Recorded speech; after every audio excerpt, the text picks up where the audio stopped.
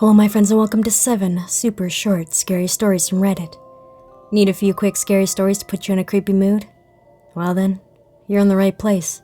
Here's 7 super short scary stories posted by Reddit users. When my sister Betsy and I were kids, our family lived for a while in a charming old farmhouse. We loved exploring its dusty corners and climbing the apple tree in the backyard. But our favorite thing was the ghost. We called her Mother because she seemed so kind and nurturing. Some mornings, Betsy and I would wake up, and on each of our nightstands, we'd find a cup that hadn't been there the night before. Mother had left them there, worried that we'd get thirsty during the night. She just wanted to take care of us. Among the house's original furnishing, there was an antique wooden chair, which we kept against the back wall of our living room. Whenever we were preoccupied watching TV or playing a game, Mother would inch that chair forward across the room towards us. Sometimes she'd manage to move it all the way to the center of the room. We always felt sad putting it back against the wall. Mother just wanted to be near us. Years later, long after we moved out, I found an old newspaper article about the farmhouse's original occupant, a widow.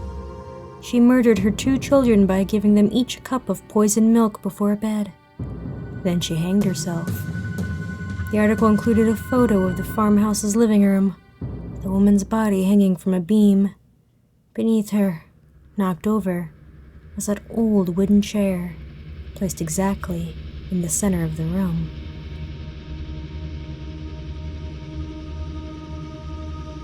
Getting ready for a shower, I set my towel down. The shower door sticks on the track as I try to slide it. I force it open. Then I drop my clothes in a pile on the ground and step through the glass doorway, closing it behind me. Turning to the faucet heads, I twist both knobs and feel the cool water rush over my feet. The water gradually gets warmer, so I pull the lever to switch it from the tub head to the shower head. I run my hands down my arms, letting the warm water caress my shoulders after a long day. After shampooing, I put my head under to rinse my hair and yank it back with a loud, sharp gasp. The water's getting too hot. It's getting uncomfortably humid in the shower. I find it hard to take a deep breath. I cry out as the water pelts me, tiny bullets of fire sticking to my skin.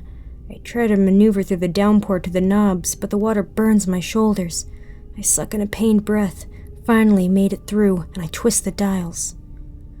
Nothing happens. They don't turn off or on.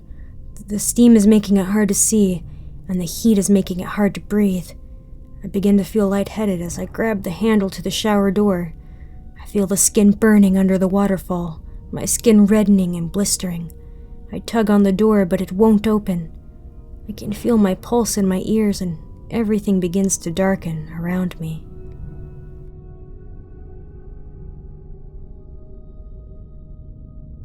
Bailey, my dog, would always make a mess of things when nobody was looking.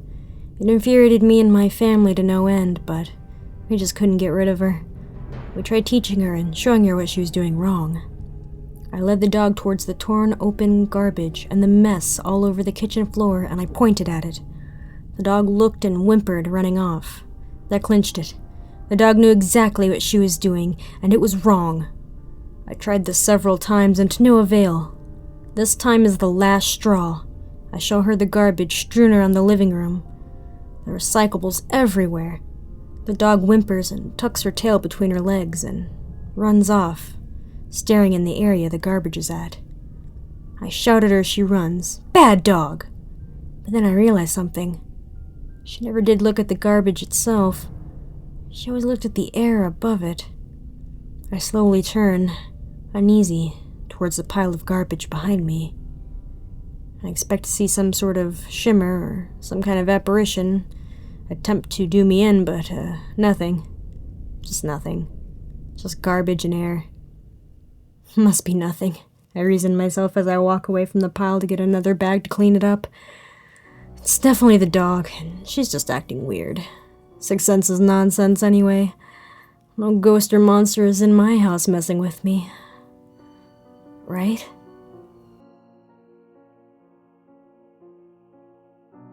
They warned me never to dive off the boat in the lake while the motor was still on, but I didn't listen. I'm paying the ultimate consequence with the loss of my arms. After I'd been released from the hospital, I began to have strange sensations in my amputated limbs.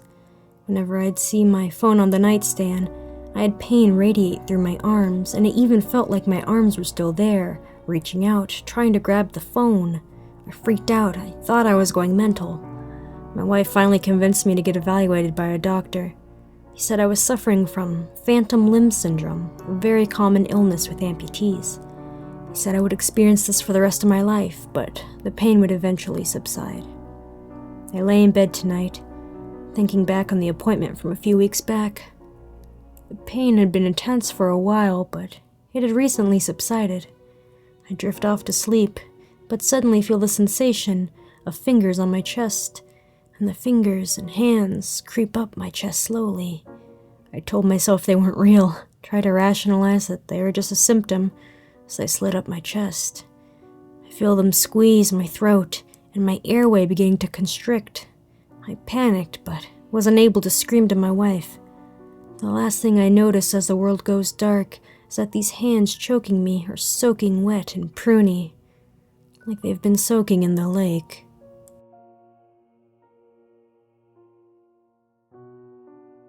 An old man at the flea market sells you a prism, claiming that allows you to see into alternate realities. He was telling the truth. As you gaze through the prism, you see an endless variety of whatever it is you're looking at. You can perceive all of this simultaneously. An infinite kaleidoscope of alternate universes. Of course you buy it. As you approach your home, you look at your apartment building through the prism. You see some versions of it painted a different color, some much taller, some much shorter, some not there at all. After getting inside, you spend some time looking at your furniture and belongings through the prism, enjoying the endless variation of familiar objects. Then you go into the bathroom and look into the mirror through the prism.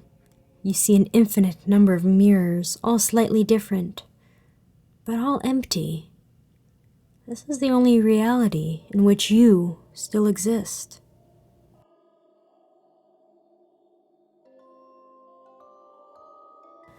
I see the dead. Possibly. My parents are always quick to remind me that I have schizophrenia and that I'm just hallucinating.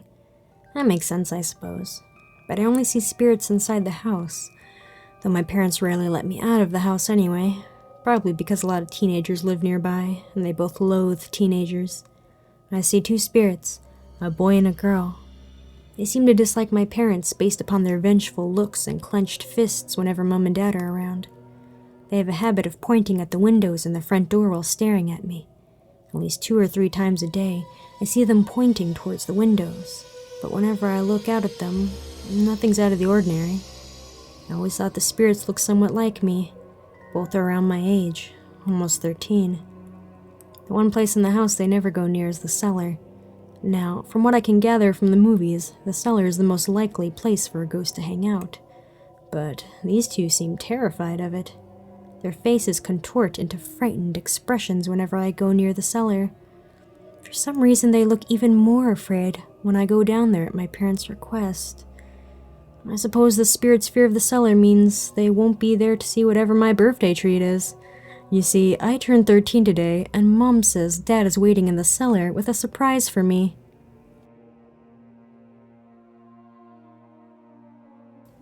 My laugh turns into a cough as I feel a hair tickle my throat.